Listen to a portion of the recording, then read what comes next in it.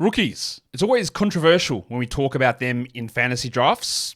This one had some unbelievable players, but did it mean anything? Well, Michael Bolton's got the answer. Thanks, Josh. It's Michael Bolton here, and it's time for another episode of the Locked On Fantasy Basketball Podcast. Let's get to it. Let's get to it, indeed. You are Locked On Fantasy Basketball, your daily fantasy basketball podcast, part of the Locked On Podcast Network.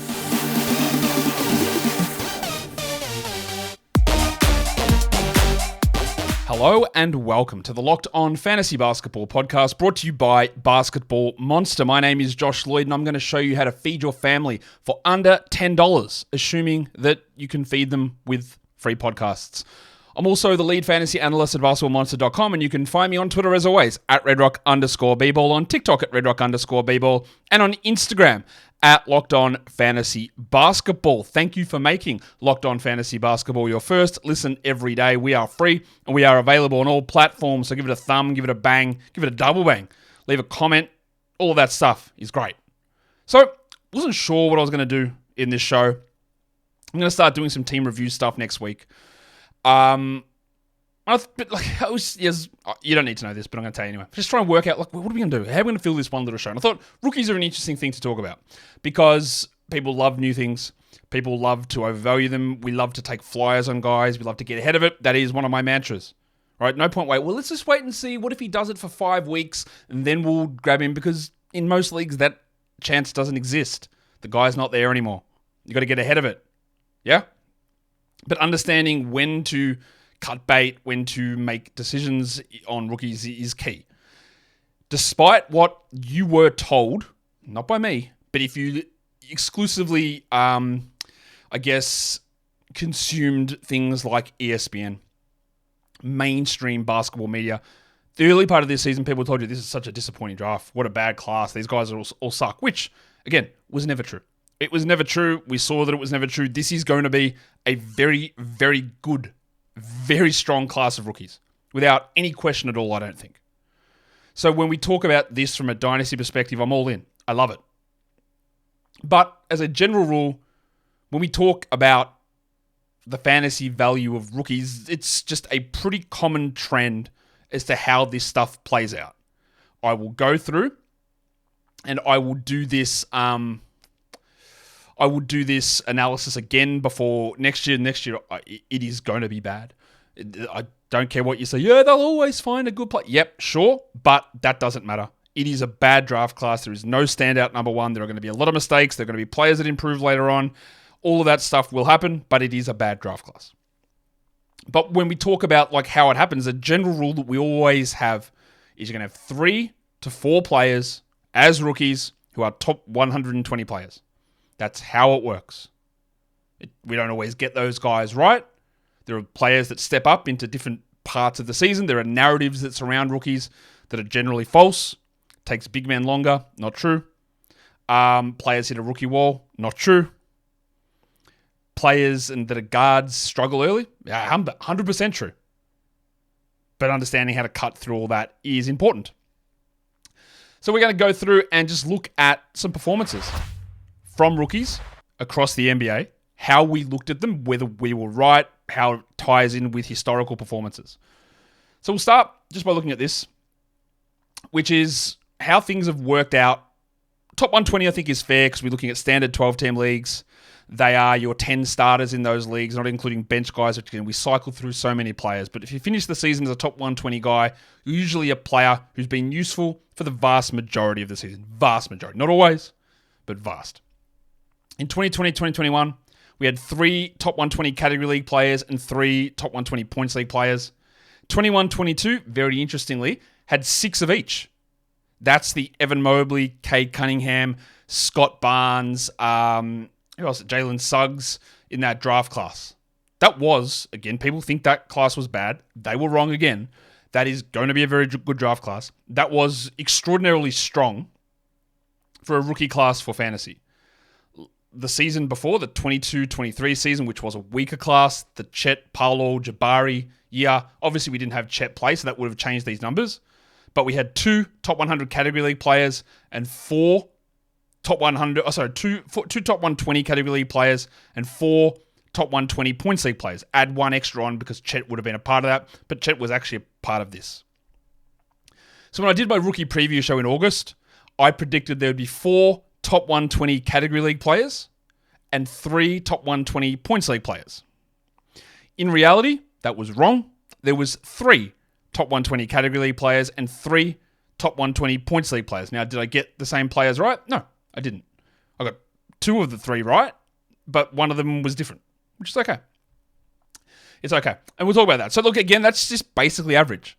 If you go in looking at drafts and go, we're going to have 3 top 120 players in category leagues, 3 top 120 players in points leagues, you're going to be about bang on. That's about right.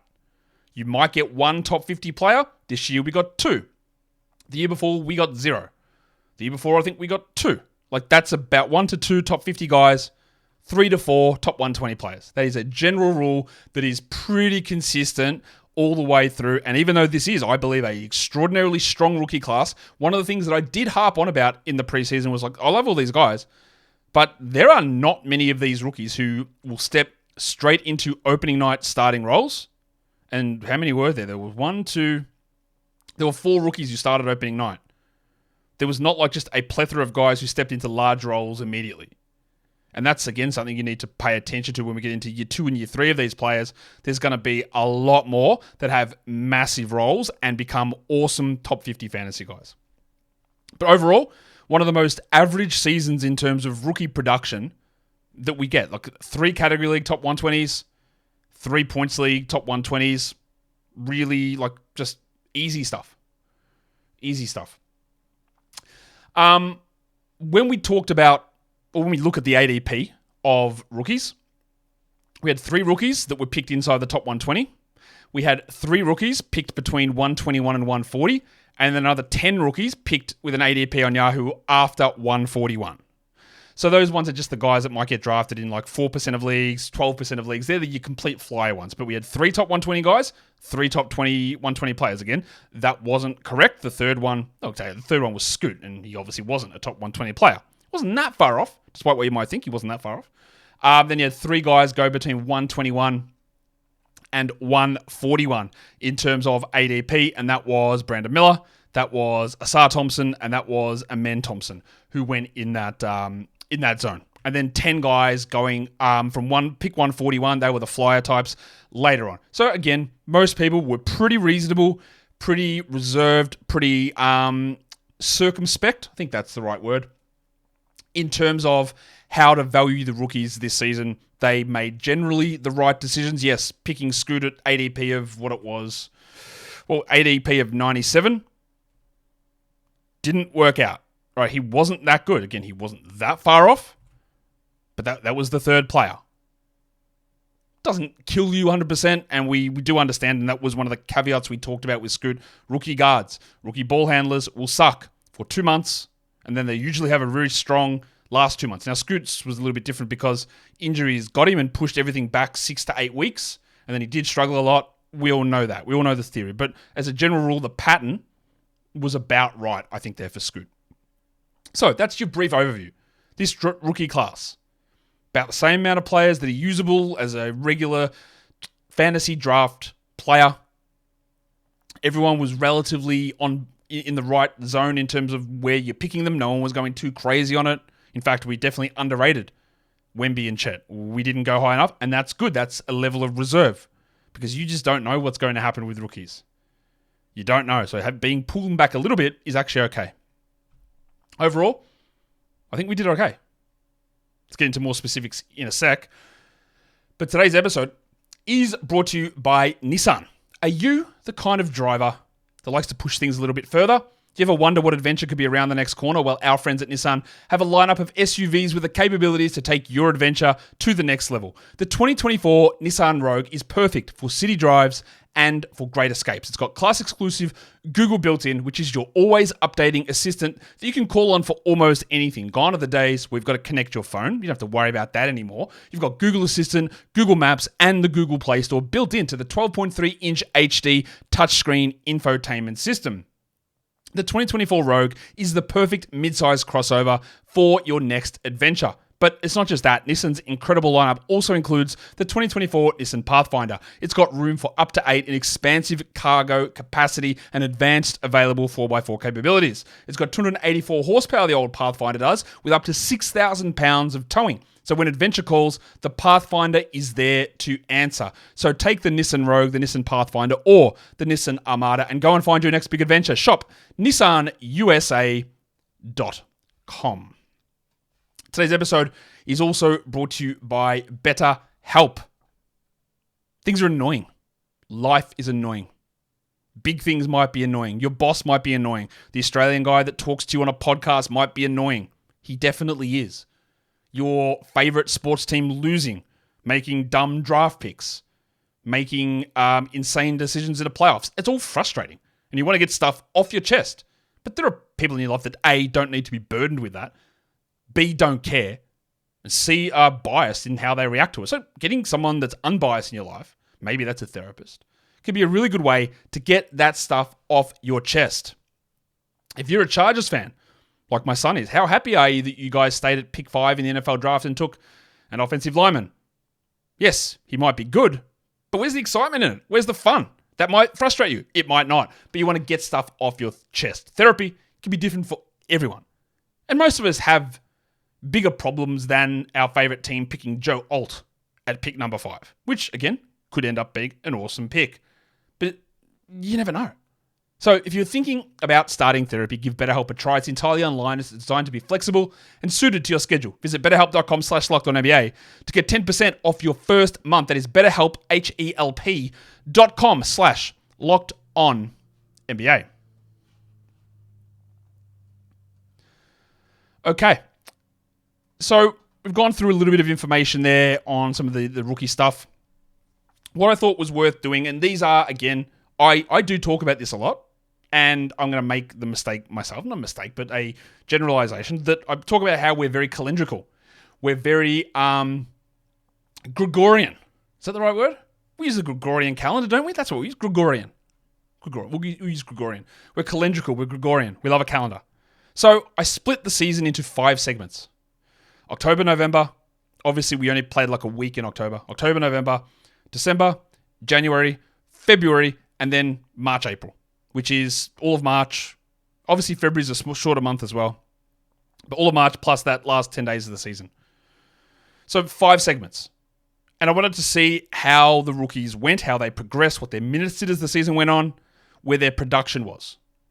And seeing what we could get out of it. Because again, remember, whenever a rookie struggles, the rookie wall. You can't, mate. The rookie wall. That's why you can't trust them. They hit the rookie wall. You hear that all the time, right? All the time. People love a descriptor for something that happens when, in essence, not real. None of this stuff's real. Rookie walls aren't real. The opposite is true. Sophomore slumps aren't real. The opposite is true. But for some reason, when something happens where it's a negative, we need to find a reason. We need to find a descriptor. This is what happens to rookies. They get tired. Yeah, nah. Not that he just struggled or that he was playing over his head or that a guy in the second year of the league figured him out. So, sophomore slump. That's what happens to these guys. It's not. Don't fall for it. So, anyway, I love getting my shots in at that. Let's talk segments. Let's talk about how these guys actually did. So, if we look at the first segment, the October to November segment, we had 3 players in the top 120 for rookies. Again, as always, I'm going to be using per game -1 for categories. We had 1 player who I considered a streaming level player. What do I mean by a streaming level player? I think that's... what do I mean by a streaming level player? I mean somebody who is between 121 and like 175. Those are sort of guys that you can cycle through on your waiver wire. There were periods where you hold them. Not necessarily have to, though. And as I realized this, I realized that there actually wasn't 3... I don't know why I said 3. There wasn't 3 top 120 guys. There was 4 top 120 guys in October, November.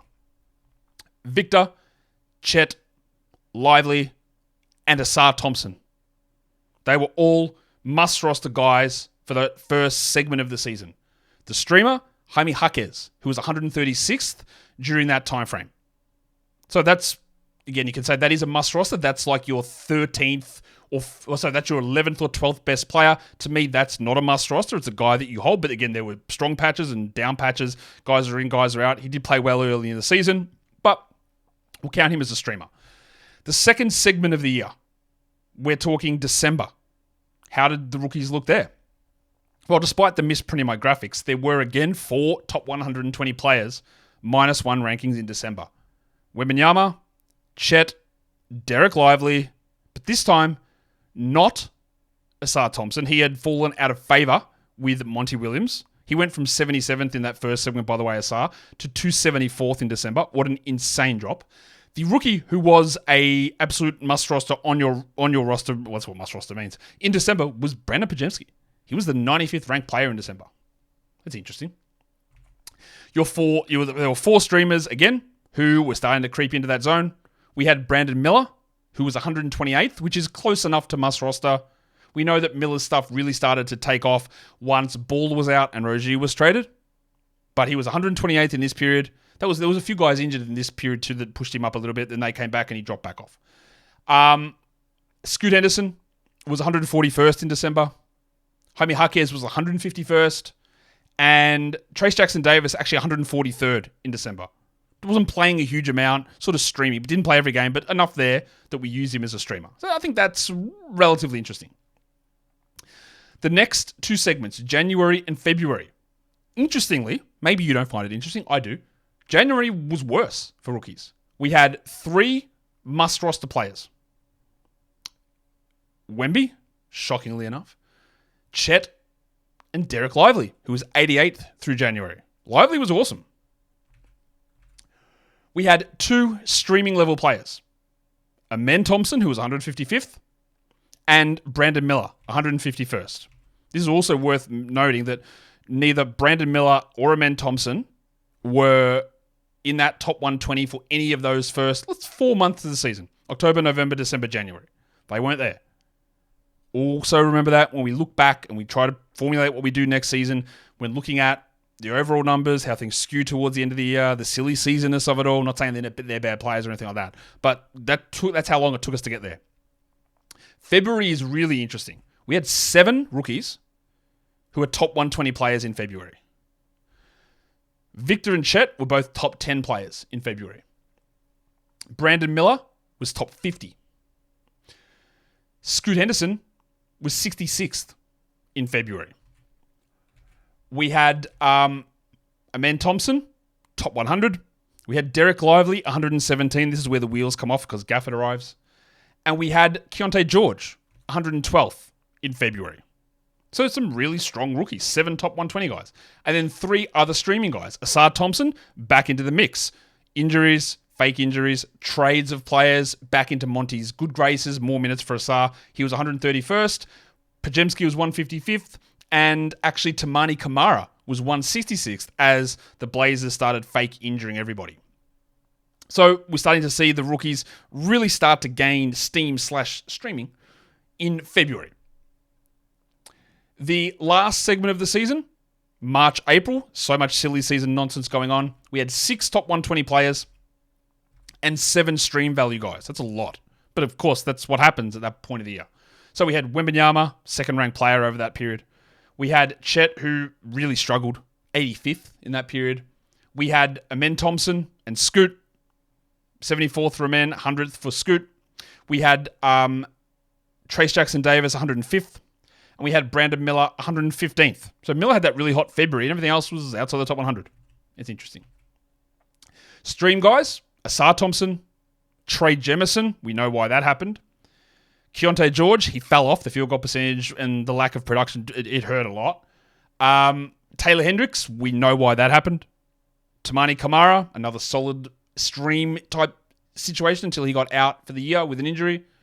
We had GG Jackson, who was getting a ton of shots. Yes, GG's points and category value is significantly different, but in category leagues, he was 158th in March, April, able to be at least streamable and usable for certain areas. And the last name on that grouping, interesting, before he got out for the season, was Bilal Coulibaly, who was 175th in March, April per game for category leagues.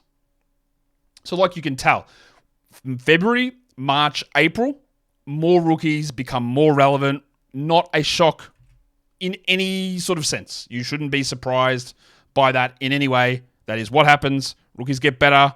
Teams shut guys down. They try the rookies out. This is a tale as old as time. I believe it was actually even written in the Bible. Maybe Dead Sea Scrolls. I don't know. But that's how long it's been around. Today's episode is also brought to you by LinkedIn Jobs. Small business owner, small business hirer, small business HR manager. Well, if that's you, you know that it's annoying to try and get the right people for your job. People lie. They misread applications. They just say, I'll try it anyway. And as a small business owner, you don't have that time.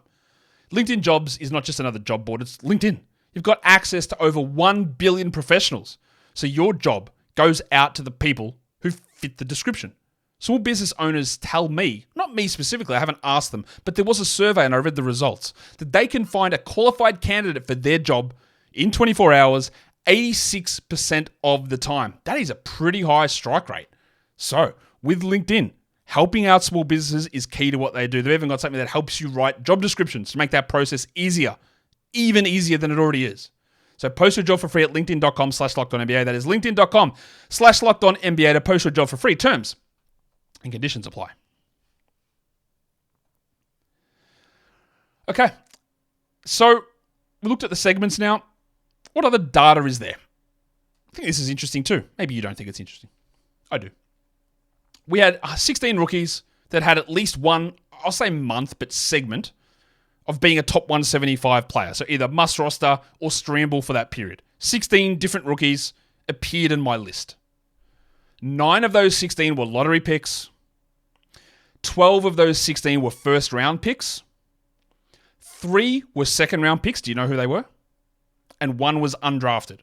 The undrafted guy, Trey Jemison. The 3 second rounders, I'll tell you now. Trace Jackson Davis was one of them. Tamani Kamara was another one of them. And now I've actually even forgotten who the other second round player is. Who is the other second round player?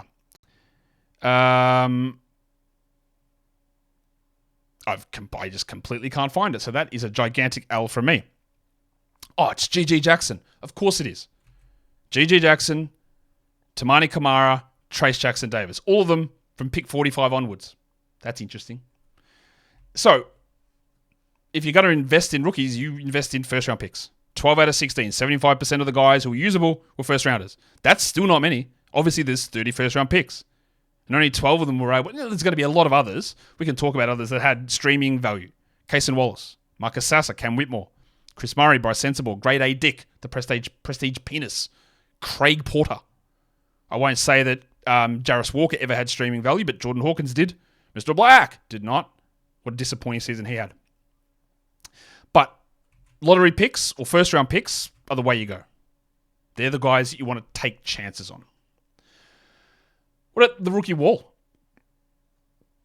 Of the 16 players, again, that had those top 175 months, 13 of the 16, using regression analysis, saw that a trend line suggested their minutes go up as the season goes on. 13 out of 16. 12 of the 16 had their fantasy -1 rank improve. So their production was better over the course of the season. So the trend line, if you plot all those segments on a graph, the trend line would suggest as your months go further, your ranking becomes better, which is a lower number moving down. Yes? So 12 of those 16 guys were better as the season went on. 13 of those 16 guys, minutes rise. And I can look at all of the rookies that I've got here. I've got 67 rookies total to talk about. We had 40 of them improve their production. And this includes like a bunch of guys that barely played as well. So look, again, there is some data issues. That's why I limited it to the 16 initially. But 40 out of 67 tells you the same thing. And 43 out of 67 saw their minutes per game rise each segment. Like, as a general trend line, the minutes rose as the season went on. Again, pretty compelling sort of stuff. 13 and 12 of the 16 rookies that were useful for most fantasy leagues, production and minutes rose. 2/3 of the whole rookie pool, production and minutes rose. That's what happens.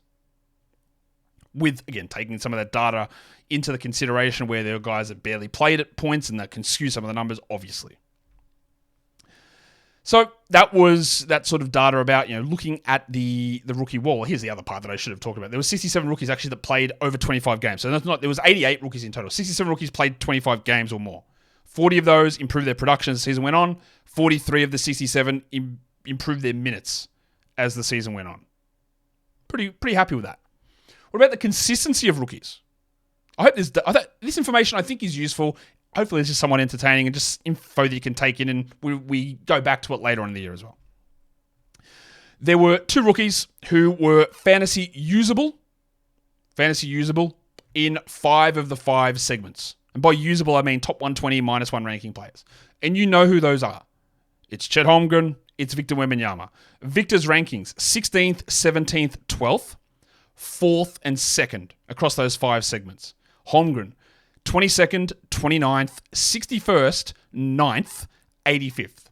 Chet actually was one of those when we talked about the guys whose production rose or fell over the course of the season, where the trend line was. Chet was actually one of the ones that were regressed because 2 of his last 3 segments were 61st and 85th. Chet's minutes also fell as a trend line as the season went on. The other players whose production fell out of those 16, Derek Lively, obviously. Daniel Gafford arrived, then he got hurt, so his production fell. We saw Jaime Jaquez, his production fell. And we also had Asar Thompson. His production fell a little bit, but his was it's basically neutral. So I didn't include it in the production falls, but it's basically neutral because he had a great start to the year, bad dip, and then a big improvement towards the end of the year. So it's hard to, where do you judge that? It's a big curvy sort of line. But overall, the regression puts him at 0.02, which is basically like a flat line. Like no correlation between month and production. There were 2 rookies who were fantasy usable 4 out of the 5 segments. One of those was Derek Lively. October, November, all the way through to February, he was a top 120 player. And then injuries/trade killed him. So he was one of those players. Brandon Miller was another one. He was a top 120 player for 2 of the segments. He was top 175 for 2 more of the segments. So he was usable in 4 of the 5. There were 3 rookies who were usable in 3 of the 5 segments. Amen Thompson was one of those. Scoot Henderson was one of those. Asar Thompson was one of those. They had 2 of the 5 segments where they are outside the top 175. Amen and Scoot, both must roster guys from in February and in March, April. Asar must roster in October, November, and streamable towards the end of the year. There were 5 rookies who were usable in 2 of the 5 segments. Keontae George was one of those. Brandon Pajemski was one of those. Trace Jackson Davis was one of those. Jaime Jaquez was one of those. And Tumani Kamara was one of those. And there were 4 rookies who had 1 usable segment. And they were the guys that, silly seasoned us. Trey Jemison, Taylor Hendricks, G.G. Jackson, and Bilal Coulibaly. So they were the guys that had 1 usable segment out of the 5 where they were really streamable or must roster, and none of those guys were able to crack into the top 120 during that time frame. But as you see, there's a decent level of consistency, but we're still talking 3 to 4 players that were usable all season. That's cool. So let's take a look at the 3 guys who ended the season as top 120 -1 players. Victor Wembanyama, Chet Holmgren, and Brandon Miller did get there. I was not massively enthused with Miller. We'll start with him.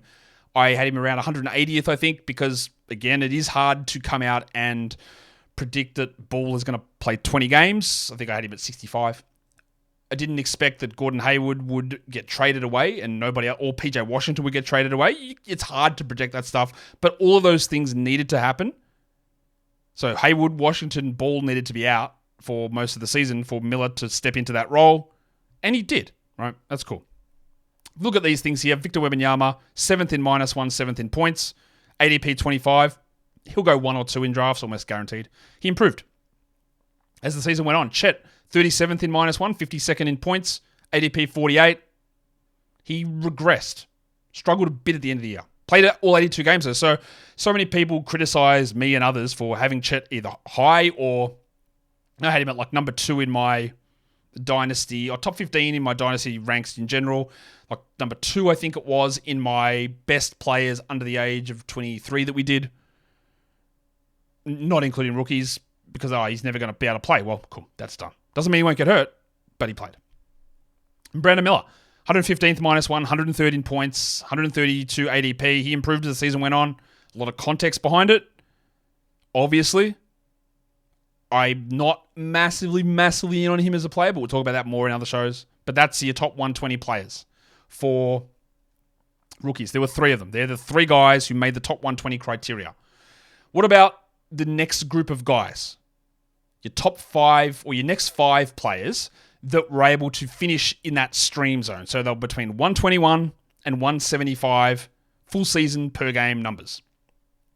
5 players there. Derek Lively, Amen Thompson, Scoot Henderson, Asar Thompson, and Jaime Jaquez all finished in that zone.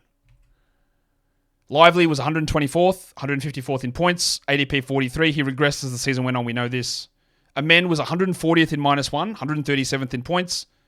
He was picked at 140. He improved. He had 2 top 100 segments to end the year. A lot of guys were out there, but Şengün. Şengün was out. Amen stepped up. I think he's going to be a super stud, Amen Thompson. Scoot, I know you will think it was a complete disaster. 150th in -1 ranks, 138th in Yahoo points. And it was. Scoot's October-November, 309th. Yeah, terrible. Scoot's December, 141st. January, 203rd. February, 66th. March, April, 100th. It's okay, yeah. I still don't know what this team does because what Brogdon and Sharp and Simons, they're all still there currently. I don't know where they go after this. But for as disappointing as you think Scoot was, or you've been told Scoot was, it wasn't that bad. It was bad. It wasn't that bad. Asar Thompson, 171st in -1, 150th in points. He was drafted at 133. He was 77th at the beginning of the year. Really struggled. The last 2 months, last 2 segments, 131, 155. Had the lung issue. His shooting is way worse than his brother's. I think he's a worse player than his brother. I think he is still going to be very good. But the Detroit situation's ugly. And then Jaquez was useful early on in the season. I think we overstated some of his usefulness. 136th in October-November, 151st in December, and then 176 January, 252 February, 223 March. In the playoffs, Jimmy's out. He is playing much better. I still don't rate him more than a solid 4th to 5th starter, role player type who will never be a high-level fantasy player. That is how I view him. That's okay if you disagree. We're all good with that. And like we always say, watch for highlight reel bias with anything. People love this guy for whatever reason. Because I talked about Jaquez the other day, then he had a huge game in the play-in game against whoever it was, against the Bulls, and someone said, yeah, well, so much for that. You said you still stand by it. He had this big game. Yeah, I do. It was one game. The next game, he had like 7 points. He was a -17 or whatever. And nobody pipes up and says, yep, you're right. He was wrong. He was bad. And then he has a solid game. It's all over the place. But it's about always the totality when we're looking at this stuff. And that is, the Jaquez stuff was basically happened as I thought it would. That he wouldn't continue that production. And when players got healthy, he wouldn't do anything like he was doing. And it fell away. And that's where we're at. But he was, technically, as the 173rd ranked player, a streamable guy, if you look at the totality of the season. But that's also worth mentioning when we look at end of season ranks, and I've said this a million times, the way that rankings are shown through fantasy, wherever you look at them, and the way even I talk by default, it's based on a roto season, which doesn't have any application to a head-to-head season. Sidebar. Haven't done a sidebar for a while. Might actually just go to the other screen to do this. I've been trying to pay attention a lot more to baseball this season, especially fantasy baseball as well. I'm not even playing in a league. I just like listening to podcasts of these guys. Listen to a lot of them. I think there's some things that are interesting. And since the season has started, I mean, even through draft season, I don't think I have ever heard And I listen to, I'm not even sure I'll remember all the shows I listen to. I listen to like Chris Towers and Frank Stanfill over at CBS Sports. Love their stuff. I listen to Eno and Derek at The Athletic, their fantasy baseball stuff. I listen to our guys at Locked On Fantasy Baseball. I listen to Joe Rico at Fantasy MLB Today. I listen to all of the shows on the Pitcher List network. I listen to Scott and Jeff at RotoWire. I listen to Vlad at FTN. Right? These are all the names. I don't listen to every single show that everyone does, but I listen to a lot of them. Right? I don't know if you think you know where I'm going here. I have not heard any of these people. Maybe I'm wrong. I've not heard any of these people ever in fantasy baseball say, yeah, this guy's actually the 50th ranked player this season. He's 45th. They just talk about the individual stats. Aliela Cruz has had 12 steals and 7 homers in April. That's amazing. He's going to be maybe a first-round guy. He's going to be huge. Like, no one ever says, well, this guy's actually 67th here. And I don't know why that is. This is a weird sidebar, I know. But no one ever says, well, this guy's ranked here. I don't know why rankings don't get discussed. Again, maybe they've figured out in fantasy baseball the flaws of a ranking system. So they don't want to rely on it that much. Don't know. Found that interesting. Found that very, very interesting. Anyway, it doesn't matter because these are the guys that theoretically were streamable for big chunks of the year. What about the guys that had some flashes? So what do I mean by that? I mean that these players had 2 segments where they were in the streamable or must-roster type area. One of them was Keontae George, who ended up 183rd in -1, 174th in points. He will be much better. Rookie guard. I still don't know fully where I stand on him. You know that I watched the Jazz and went, there is no way they can play Taylor Horton-Tucker. This guy is trash. He is useless. They are going to have to go to Keontae George, and that's why I was get ahead of it. Then he started to play and played about 4 games and sprained his ankle, then that died. Then he came back and he took a while to get the job back, and he had a couple of flashes, but he struggled overall. That's what a rookie guard does. He is going to be a guy that if his ADP sits at 140, I'll take him in every single draft next season because second-year rookies who get that experience can jump up. But I still don't know that I love him. Will he ever be efficient? I don't know. Will he ever be a good passer? I'm also not sure. But it's interesting. Pajemski didn't have an ADP. All these guys improved as the season went on, by the way. Finished 188th. Pajemski, a guy that, again, the fantasy translation models loved Pajemski.